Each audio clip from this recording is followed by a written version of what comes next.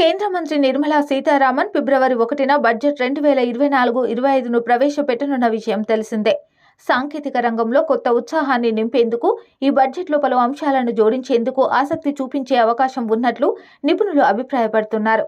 ప్రభుత్వం నుంచి ప్రజలకు అందించే సంక్షేమంపై ప్రత్యేక శ్రద్ధ చూపే అవకాశాలు ఉన్నాయని, ఇందులో భాగంగా సంక్షేమ వ్యయాన్ని పెంచడానికి సిద్ధంగా ఉన్నట్లు అంచనా. 2025-26 ఆర్థిక సంవత్సరం నాటికి ఆర్థిక లోటును జీడీపీలో సుమారు 4.5% తగ్గించాలని లక్ష్యంగా పెట్టుకుని ప్రణాళికలు వేస్తున్నట్లు తెలుస్తుంది. గ్రామీణ వ్యవసాయాన్ని మరింత ప్రోత్సహించి గ్రామీణ ప్రాంతాలను పట్టణ అభివృద్ధితో పోటీ పడేలా కాపెక్స్పై దృష్టి సారిస్తూనే ప్రభుత్వం పన్నులను తగ్గించే అవకాశాలు ఉన్నట్లు అంచనా వేస్తున్నారు.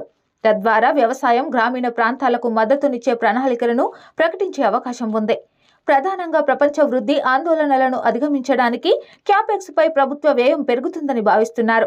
కేంద్రం అంచనాల ప్రకారం రాబోయే ఆర్థిక సంవత్సరానికి ఆహారం, ఎరువుల సబ్సిడీల కోసం మన దేశం సుమారు 4 ట్రిలియన్లు కేటాయించాలని భావిస్తున్నట్లు సమాచారం.